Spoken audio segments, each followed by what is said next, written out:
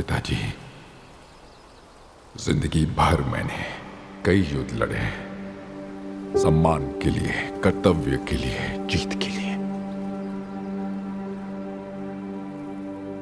पर आज किस्मत ने मुझे वो दिया है जिसकी मैंने कभी चाह नहीं की।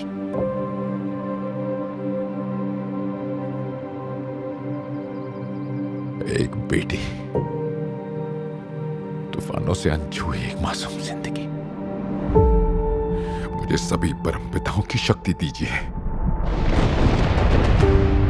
ताकि मैं एक आखिरी युद्ध लड़ सकूं, एक आखिरी दुश्मन को हरा सकूं और अपनी बेटी के पास लौट सकूं। एक योद्धा बनकर नहीं, सुकून बनकर। उसे युद्ध नहीं, शांति का एहसास दिलाने जो मेरे नसीब में नहीं था। पिताजी, मेरी पुकार सुन लीजिए।